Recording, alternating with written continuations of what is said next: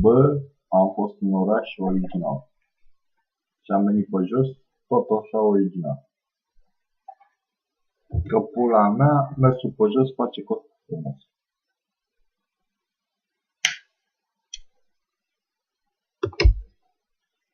Că de-aia sunt eu mai bun acum ca la 20 de ani, că la 40 de ani mi-am dat seama. Ce pula mea făceam la 20 de ani? Pula. Ce prestam atunci? Pula originală. Nu eram bun la nimic. Nu știu de ce se puteau gagicele la cu mine. Eu dădeam la buci pula mea câteva minute și după oboseam. Că eram un intelectual. Citeam. Mă mângâiam pe pulă. Acum mi-am dat seama, bă, sunt țăran. De fapt. Și trebuie să prestez original. Adică sport extrem. Adică să mergi pula mea vreo 25-30 de kilometri, nu știu cât pula mea a făcut, pe 38 de grade. Să fie setă să îndelești pula.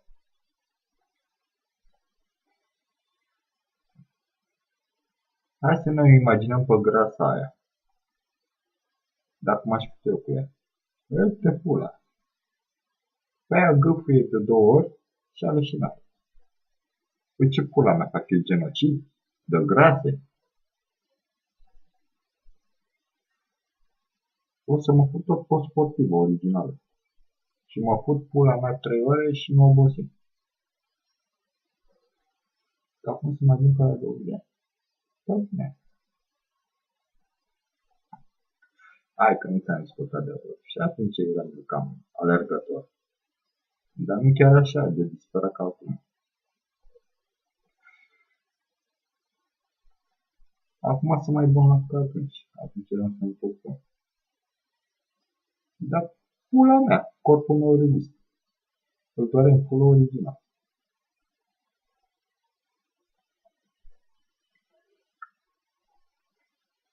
Nebunii pulii, suntem în 14. Eu am suspendarea până pe 20.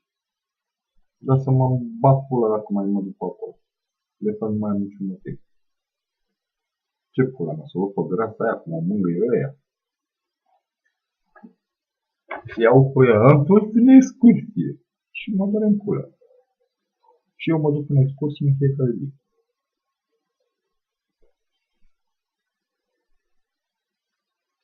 Ce pula mea? La fina n-am de ce să ajung. Să o văd pe fosta soacră cum facea. Sau pe fosta soție care pula mea. Când era soția mea și țineam unul altul, pula mea era Catelincoasă. Dar acum o face, se strâmbă la mine pula mea, zice că e pocita pulii. Se le bă pe alea. Mai bine lipsă să-mi bag pula. Pociții pulii, zici pula mea că sunt un băț desenate să-mi bag pula. Ce pula mea să caut la spitalul de nebun, să urcă de astea, să bă, că mi-e și pula. Să am eu o pensiune, să n-aș primi pocit, mă. Ce făcut în pula mea de pocit? Duceți-vă în pula mea la cine vrea. Că te plătim. Mă doare în pulă. Îmi fac antireclamă să-mi bag pula. Păi mai vin turiștii la mine. Că știe, bă, asta e vila de pociți. Păi și ce se întâmplă la pociți? Se strâng băia la tine și ar putea să sară la beregar. Să am venit să mă distrez și pula mea să beau o bere, să stau cu nevasta mea, cu copilul meu, cu prietenii mei. N-am chef de dacă râde copilul meu așa ceva. Ce pula mea se întâmplă? Eu te-i în pula mea. Tu-i în gură să-i spun. E noroc de la Dumnezeu pentru mine că nu m-am pocit. Mă făceam de cabanos original. Eu nu înțelegeam de fapt.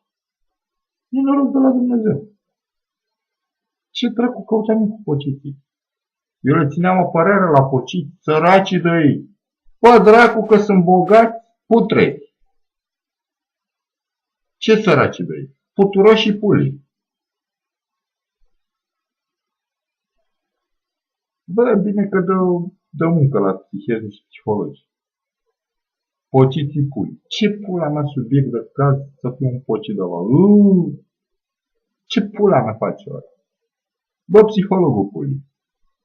Ăla mănâncă, se cacă, se scoală dimineața și se uită într-o carte. Și nu înțelege nimic. Deci, ce dă studiu ai tu la el? Că, uite și îți fac și așa, și poți să faci și tu. Și ce? Pula.